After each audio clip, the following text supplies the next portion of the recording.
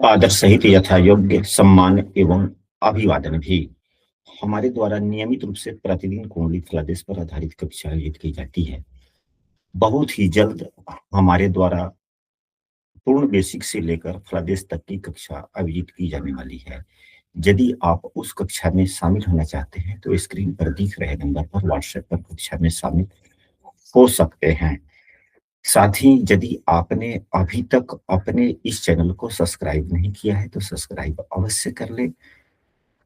और आइए चलते हैं, अब आज की विषय वस्तु शुरू करते हैं।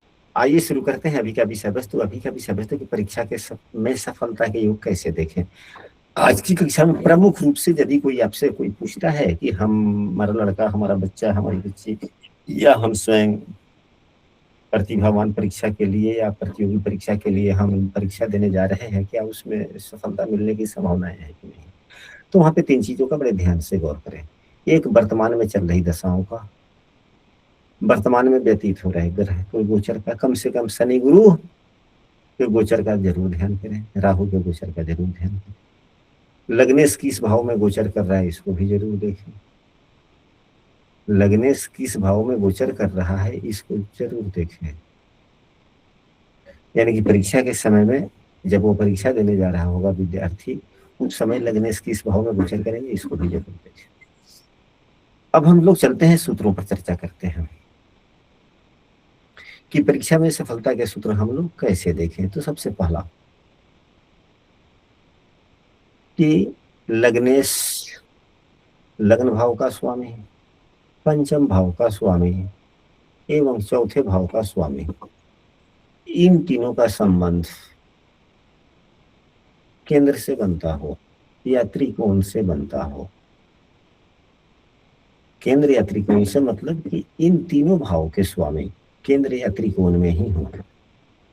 लग्नेश भी केंद्र त्रिकोण में हो, चतुर्थेश भी केंद्र त्रिकोण में हो और पंचमेश भी केंद्र या त्रिकोण में ही हो, या केंद्र त्रिकोण भाव के स्वामी के साथ में हो। तो इस उदाहरण कुंडली में लग्नेश भी छठे भाव में है, पंचमेश अष्टम भाव में है, चतुर्थेश दूसरे भाव में है। केंद्र त्रिकोण से कोई लगाव नहीं है। हाँ, मंगल देव को यदि केंद्र भाव का स्वामी देख रहा है तो स्वयं वह अस्त है, स्वयं वह अस्त भी है। शनि देव को कोई ग्रह देख नहीं रहा है, अगर चौथे भाव के स्वामी को देख लिया, देखिए अब, या लग्नेश को भी कोई ग्रह नहीं देख रहा है, देखता तो देखा जाता है, यानी कि केंद्र भाव का स्वामी या त्रिकोण भाव का स्वामी इन ग्रहों को देख रहा है कि नहीं। यदि देख रहा होता तो ध्यान देते कि वह ग्रह कैसा है। अब चौथे भाव के स्वामी मंगल को यदि शुक्रदेव देख भी रहे हैं तो शुक्रदेव तो अस्त है अपने आप में, 11 अंशों के हैं सूर्यदेव, 9 अंशों के अस्त है, तो अस्त ग्रहों के में तो स्वतंत्र कोई बल होता नहीं है, इसलिए नहीं। सूर्यदेव की दृष्टियां यहाँ पे चौथे भाव के स्वामी पर पड़ रही, मित्रवत है, वो अलग बात है, लेकिन है तो अष्टमेश ना, अष्टमेश के द्वारा देखे जा रहे हैं। सूर्यदेव की प्रधानता वहां पर होगी जब नौकरी के लिए देखेंगे कि नौकरी होगा कि नहीं होगा। तो सूर्यदेव अपने मजबूत स्थिति में तो नौकरी होगी, लेकिन शुभ भाव में होंगे तब तो आठवां भाव तो खराब है, फिर कहाँ से वह योग प्रभावी होगा। पहला सूत्र आप लोग समझ लिए कि लग्नेश पंचमेश या चतुर्थेश का संबंध केंद्र या त्रिकोण से बनता हो, यानी पंचमेश, लग्नेश और चतुर्थेश केंद्र या त्रिकोण में हो या केंद्र या त्रिकोण भाव के स्वामी से देखे जाते हो, ये तीनों ग्रह, तो सफलता के संयोग बनते हैं। और साथ में इन्हीं में से किसी एक ग्रह की महादशा हो और किसी एक ग्रह की अंतरदशा हो तो ज्यादा। अगर महादशा स्वामी कोई और है और अंतरदशा स्वामी लग्नेश, चतुर्थेश या पंचमेश है तो भी सफलता मिलने की संभावनाएं बनती है, लेकिन वहां पे कंडीशन ये हो जाता है कि क्या महादशा स्वामी इनके मित्र हैं, क्या महादशा स्वामी अंतरदशा स्वामी महादशा स्वामी से महादशा स्वामी से अंतरदशा स्वामी 6, 8, 12 में तो नहीं है। तो यह अंतर्दशा किसकी देखनी है? लग्नेश चतुर्थेश या पंचमेश की अंतर्दशा चल रही हो और उनके मित्र ग्रहों का महादशा हो और अपने मित्र से कम छठे आठवें 12 लग्न कुंडली में न हो। नो। पहला सूत्र स्पष्ट हो गया। जी गुरु जी। दूसरे सूत्र पर चलते हैं।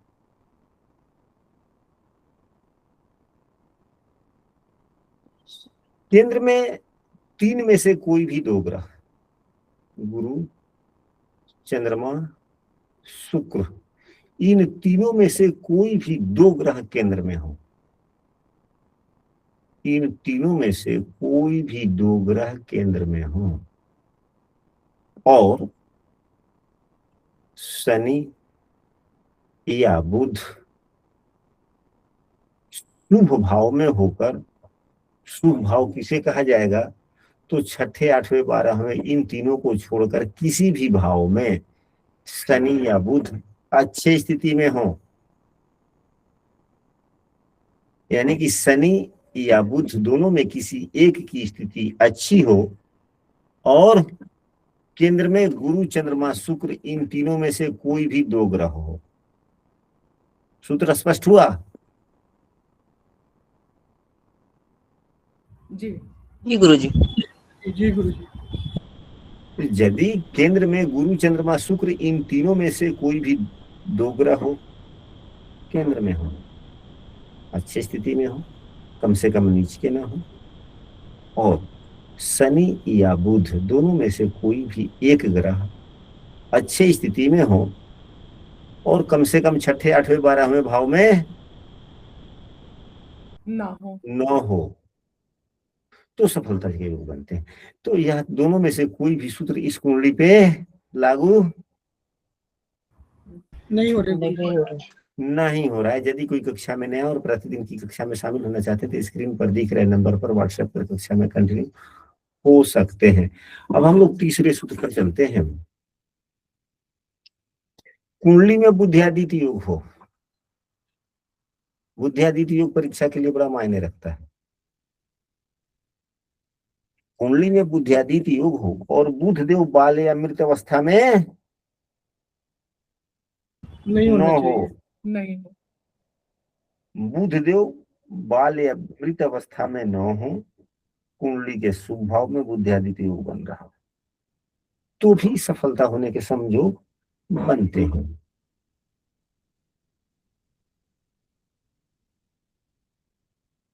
यदि 5वें भाव का स्वामी देवगुरु बृहस्पति हो, यानी कि 5वें भाव में 9 या 12 नंबर की राशि बनी हुई हो, अगर 9 नंबर की राशि पंचम भाव जाएगा, 12 नंबर की राशि होगी तो 1 2 3 4 5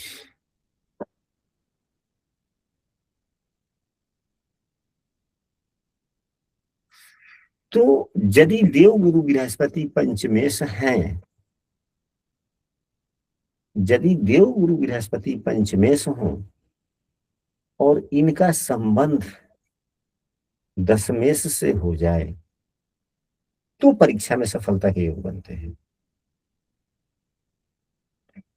सूत्र को समझें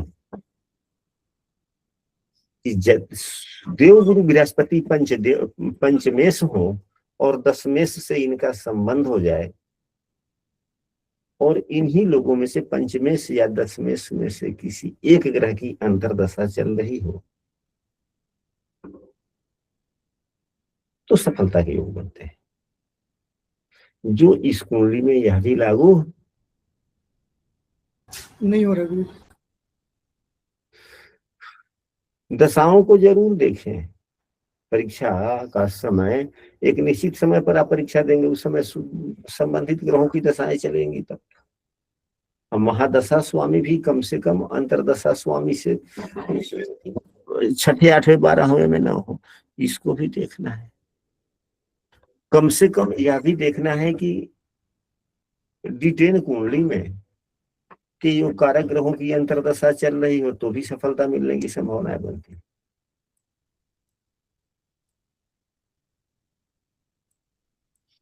लग्नेश एवं भाग्येश, यानी कि लग्न भाव का स्वामी, लग्न भाव का स्वामी एवं भाग्य भाव का स्वामी दोनों ही बलवान स्थिति में है। यहाँ पर लग्नेश शनि देव 16 अंशों के हैं, बलवान हैं।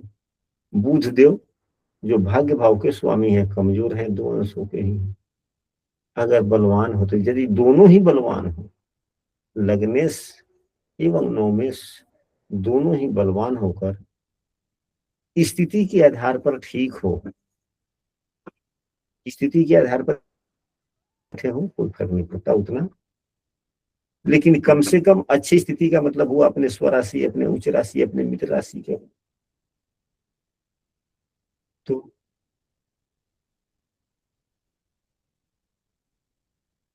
लाभ मिलने की संभावना, परीक्षा में सफलता होने की संभावना बनती है।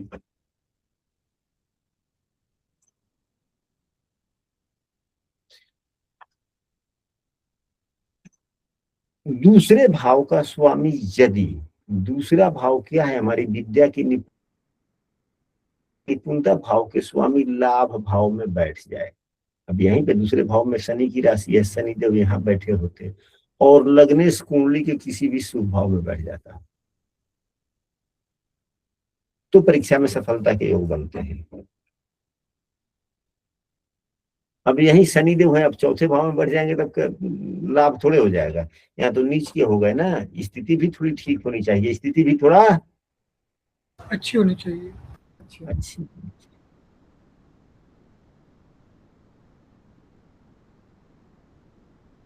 चंद्रमा एवं गुरु, अब अगले सूत्र पर चलते हैं। चंद्रमा एवं गुरु का राशि परिवर्तन हो, चंद्रमा एवं गुरु का राशि परिवर्तन हो, यहाँ पे राशि परिवर्तन नहीं है, यहाँ पे राशि परिवर्तन नहीं है, नहीं है। चंद्रमा एवं गुरु का राशि परिवर्तन होता है और कुंडली के योग कारक ग्रहों शुभ भाव के स्वामियों की अंतर्दशा चल रही होती है। गोचर से भी 5वां भाव खराब, तो परीक्षा में सफलता मिलने के संयोग बनते हैं। तो फिर से बोलिए, गोचर आप बोल देते हैं। हमने अभी कहा कि गुरु एवं चंद्रमा, गुरु एवं चंद्रमा दोनों में राशि परिवर्तन हो, दोनों का राशि परिवर्तन राशि परिवर्तन हो एवं अंतरदशा इन्हीं ग्रहों का हो, या पंचमेश का हो या किसी शुभ भाव के स्वामी का हो, योग कारक ग्रहों का अंतरदशा, तो लाभ मिलने की संभावना है। लाभ मिलने की संभावनाएं बढ़ जाती है। यदि चंद्रमा पर कहीं भी चंद्रमा हो और चंद्रमा पर देवगुरु बृहस्पति की दृष्टि हो जाए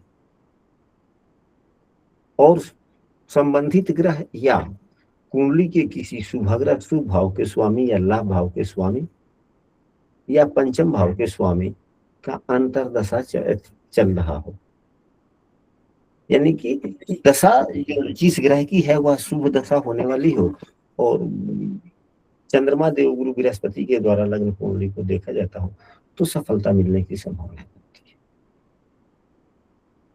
केंद्र में यदि गज केसरी योग बनता है, यह भी परीक्षा में सफलता देता है।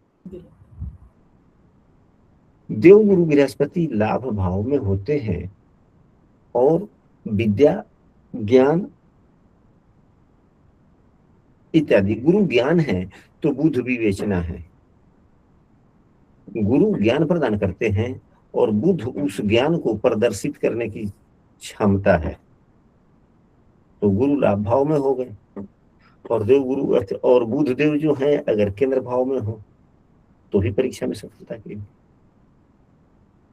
आप ही लोग तो सीखते हैं खूब, पढ़ते हैं खूब, हमसे अधिक आप लोग अध्ययन करते हैं, इसका मुझे पूरा विश्वास है, लेकिन आप लोग एक्सप्लेन नहीं कर पाते उतना।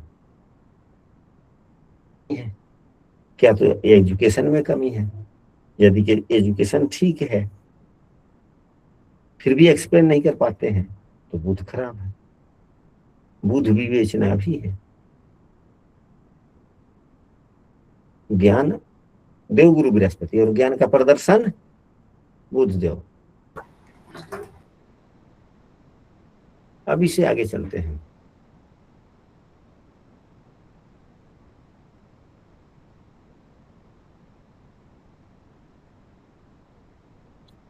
दूसरा सूत्र, बुध कुंडली को, बुध में कुंडली को देखे, कुंडली में बुधदेव को देखे कि कहाँ बैठे हुए हैं और बुधदेव से केंद्र भाव को पहचाने। कुंडली में यहाँ बैठे हुए हैं, बुध से केंद्र भाव कौन हुआ? तो 12वां, तीसरा और छठा। तो बुध से केंद्र में लग्न कुंडली के 9वें, 10वें या 11वें भाव के स्वामी हो। बुध से केंद्र में 9वें, 10वें, 11वें भाव के स्वामी हो और अच्छे ग्रहों की दशाएं चलने वाली हो, चल रही हो, तो यानी कि बुध से केंद्र में 9वें, 10वें, 11वें भाव के स्वामी है, इसका मतलब सफलता है। आपके पढ़ाई जिस विषय की किया है उस विषय पर सफलता होने की संभावना है, लेकिन कब?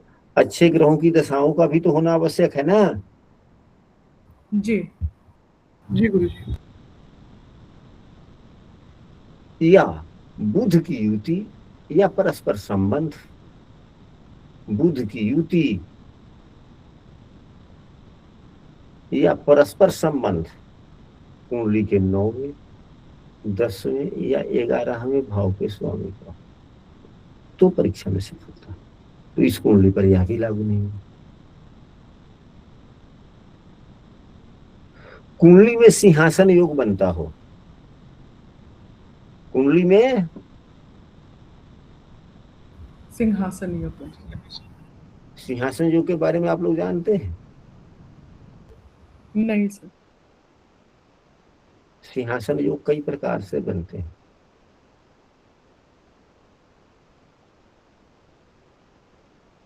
सिंहासन योग कई प्रकार से होते हैं, बनते हैं। तो सबसे पहले सिंहासन योग के बारे में हम लोग चर्चा करने से पहले सिंहासन योग के फायदे के बारे में चर्चा कर लें। सिंहासन योग के जो फायदे होते हैं कौन कौन से होते हैं? हालांकि आज की कक्षा थोड़ी लंबी हो रही है, तो हम लोग 3-4 रोज से यही परीक्षा में सफलता की चर्चा कर रहे हैं और फिर कल संडे है, छुट्टी का दिन है, हो सकता है कि सोमवार को पुनः इस समय में अभ्यास कक्षा आयोजित हो, तो फिर यह कक्षा रह जाएगा, तो फिर मंगलवार को करेंगे, तब तक यह विषय वस्तु काफी लंबा हो जाएगा। तो जो विषय वस्तु जिस सप्ताह में लिया जाए उस सप्ताह में कम से कम उसकी समाप्ति करके किसी दूसरे टॉपिक पर चर्चा हो, ठीक बात होता है, इसलिए हम इसको लंबा नहीं करना चाहते। तो पद्म सिंहासन योग के फायदे पर हम लोग चर्चा कर लेते हैं, फिर हम लोग पद्म सिंहासन योग पर भी चर्चा कर लेंगे।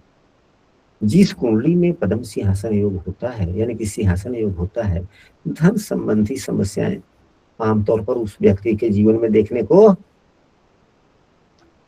नहीं होती। नहीं।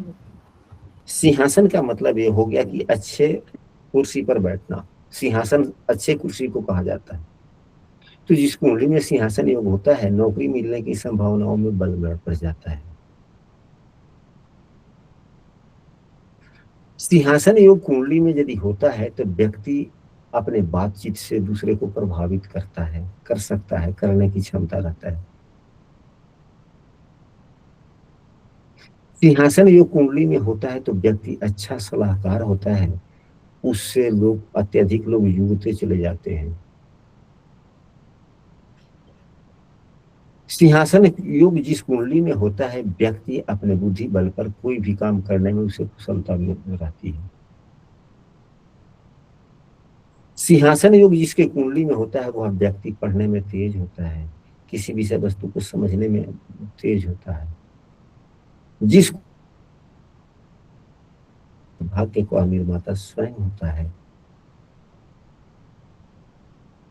जिसके कुंडली में सिंहासन योग होता है वह व्यक्ति अकेला रहना पसंद नहीं करता, वह मिलनसार होता है, अपने दोस्तों के साथ में थोड़ा समय ज्यादा ही एक्सपेंड करना पसंद करता है। यह है सिंहासन योग।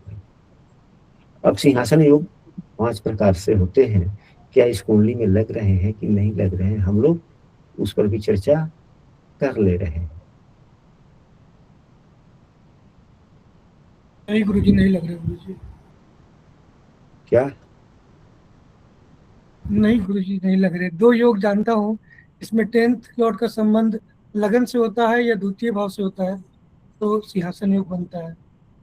चलिए, 2 प्रकार से जानते हैं तो 3 प्रकार से और अधिक जान लीजिए। 10वें भाव का स्वामी, 10वें भाव का स्वामी लग्न में हो, गुरुदेव लग्न में होते,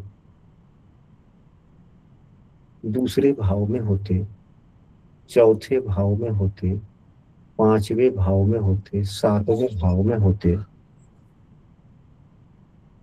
या 9वें भाव में होते, या 10म भाव में ही स्वराशि के हो जाते, तो यह भी एक सिंहासन योग ही होता है, जो यहाँ नहीं है।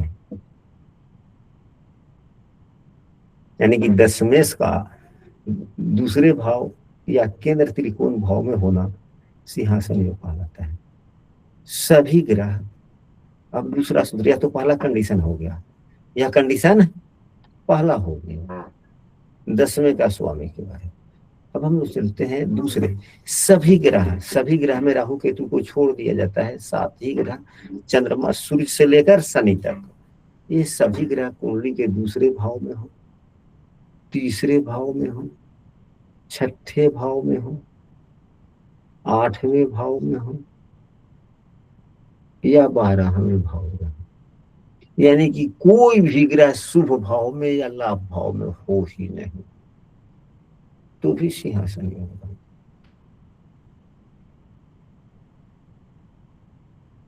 सभी ग्रह, यानी कि 5 ग्रह दूसरे 5वें 9वें में हो, दूसरे 5वें 9वें में हो, तो भी सिंहासन योग बनता है।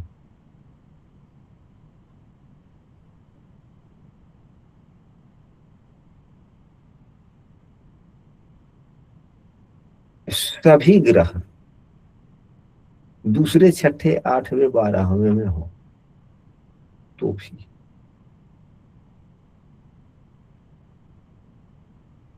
सभी ग्रह दूसरे 6ठे 8वें 12वें में हो, यानी कि 7 ग्रह, तो एक कंडीशन। दूसरा कंडीशन, सभी ग्रह तीसरे 9वें और 11वें में हो, यही 3 ग्रह में तीनों भाव में 7 ग्रह हो, तो यह दूसरा कंडीशन। तीसरा कंडीशन, सभी ग्रह दूसरे 5वें एवं 9वें में हो, तीसरा कंडीशन। चौथा कंडीशन, दूसरे, तीसरे, छठे, 8वें 12वें में हो, तो भी। यानी कि एक भाव बढ़ गया तो इसको भी ले लेंगे, इसी में तीसरा भाव लगा देंगे, चौथा हो गया। 5वें के बारे में हम लोगों ने पढ़ा है कि 10म भाव के स्वामी, 5वें से एक सूत्र अभी कि 10वें का स्वामी, 10वें का स्वामी लग्न में, दूसरे में, चौथे में, 5वें में, 7वें में, 9वें में या 10वें में हो,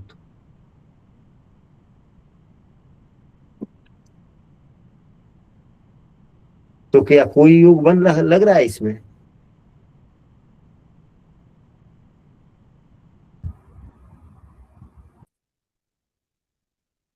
क्या कोई योग लगा? नहीं गुरुजी। नहीं लगा। तो सिंहासन योग इस कुंडली में लागू नहीं हो रहा है। तो आशा करते हैं कि आज की कक्षा आप लोगों को अच्छा लगा हो। यदि अच्छा लगा हो तो इस कक्षा की वीडियो को अपने मित्रों के पास में भी रखते हैं।